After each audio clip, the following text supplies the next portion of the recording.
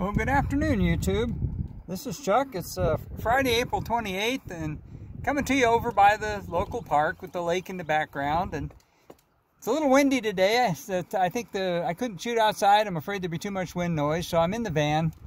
Let me get around where I can talk to you. After I shot that my last video, the one about the magical motorcycle moments, I got to thinking about a few more, and before I let that subject slide, I thought I'd go ahead and make a video about three more of them that we went through and that experience. And a couple of them was when I was traveling with my wife on my 1500 Goldwing. And so let me tell you about the first one. Both of them happened in New Mexico, but the first one, we were staying over at Ruidoso, New Mexico, which is down in the Sacramento Mountains in the southeast part of the state. And we rode across through the mountains to Cloudcroft, which is another little town there. At it's about over 8,000 foot at Cloudcroft. It's the highest high mountain area there in southern New Mexico. But you go further south from Cloudcroft, the road ends down at a little place called Sunspot. And Sunspot's claim to fame is there's an observatory there. So we rode down to Sunspot, and we were thinking about taking a tour of the observatory. Well, they weren't open for tours that day, so we turned around, started kind of riding back, and it's no traffic, and it's a beautiful road, and it's right on the top of the spine of the mountains, and so we're just riding along real slow, just enjoying the day, and we happened to look up, and an aircraft flies over. Now, we're northbound, and this aircraft was going east to west, and it was probably between 500 and 1,000 feet above our heads, and so it wasn't very high.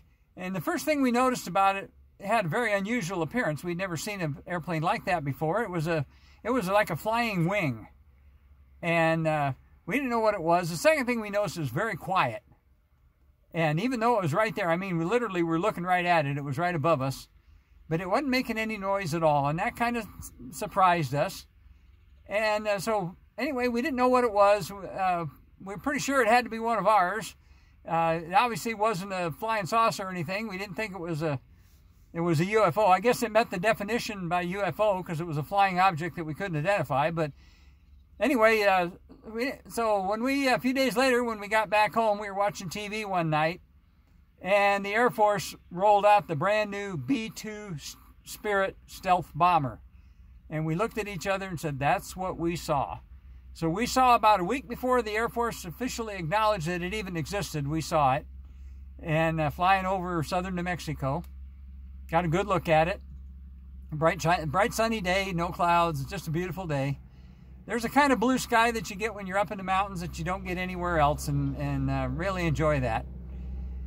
My second story, it also occurred in New Mexico, and to set the stage for that, and we'd been back east, and on the way back, coming back home, we were taking rather than come back on the interstate, we were taking a little U.S. route that goes through Kansas, and drop down on U.S. 54. We dropped down into Guymon, Oklahoma, and then we took another road. I don't remember the number now, but it went over to a place called Boise City, Oklahoma, and we stayed overnight there in a motel. The next morning we got up, and that area is just east of what they call the dry line, and they have a lot of humidity in there. And when we got up that morning, it was just foggy as could be, and it was cool. The fog was so thick you could only see about a quarter of a mile. So we packed up and started riding through the fog, and we rode over into New Mexico and the town of Clayton, New Mexico. And we started across towards Springer, New Mexico, and it was real foggy. And all of a sudden, we were just barely out of town, and all of a sudden we got into a herd of pronghorn antelope. And I mean, these things were everywhere, and we drove probably 20 miles or better in this real thick pea soup fog, and with these antelope everywhere. They're crossing the road in front of us. They're laying down alongside the road. There were thousands of them. I don't know why they were all there, but there was lots of them. And we had to drive pretty slow because we didn't want to hit one, of course. And they acted like they weren't scared at all of us, and that was real magical. And after we got over further toward the interstate, toward Las Vegas, New Mexico, the fog lifted. We went through the dry line, But that morning riding for, must have been an hour, hour and a half, riding through that huge herd of antelope. And I mean, there was hundreds of them. I have no idea. I didn't know that that many of them even existed in that part of the country. But that was magical. They were there, and I mean, we rode within 6 feet of a couple of them, and they acted like they couldn't care less. It was just a real unusual experience.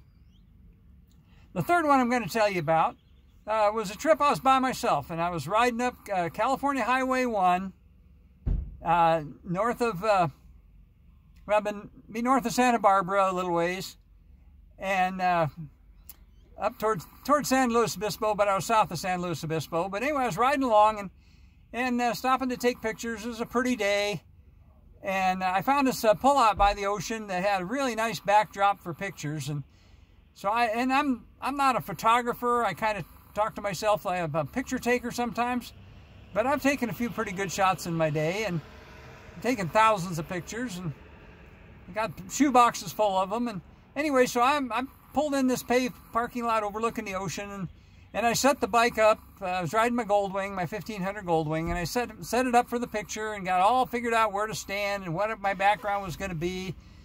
And I wanted to be in the picture, and I didn't have a tripod with me, so I was kind of waiting to see if somebody would pull in there that I could commandeer to get them to take my picture. Well, I wasn't there very long, and a car pulled in, and a little Asian gentleman got out of it. And he had a big, old, expensive camera, and so I knew he was probably going to be the guy. So after I watched him a little bit, I walked over and to talk to him to see if he'd take my picture. And well, it turned out he didn't speak English. I think he's probably Korean, but he didn't speak English. So anyway, I held up the camera and pointed at the bike and pointed to myself and pointed to him, and in a universal language that photographers understand, he nodded. And so I handed him my camera, and I went over and I stood by the bike, and he took a half a dozen pictures of me standing by the bike in various poses, and it turned out to be some of the best pictures I've ever gotten. And that was kind of magical because he and I understood each other, even though neither one of us spoke a word of the other guy's language. But that was kind of a cool little thing. And I rode on that trip. I rode the rest of the way up the Highway 1 all the way past San Francisco, and I rode all the way up to Fort Bragg, California before I ran into weather. But that was a nice trip. There was 3 more magical moments in motorcycling, and my next video is going to be about something different. I'll probably shoot that here in a couple minutes if this one comes out all right. This was take number 2 on this one. I messed up the first one, so we'll see if this one works out. So as I always tell you, take care of each other, love each other. Beautiful day, beautiful life. Let me get in here one more time, give you a nice pan of the lake. It's just a beautiful place to hang out. I'll do a video about this pond one of these days because it's got a pretty interesting history behind it. The other day on my other video, I was down the street a little bit at the golf course, and I talked about Fort McDonald Hill. Well, that's another view of it right there. So anyway, y'all be good to each other. Be good to yourselves. It's a wonderful life, and we'll talk to you again on another one real soon. And so right now, I'll just say peace out.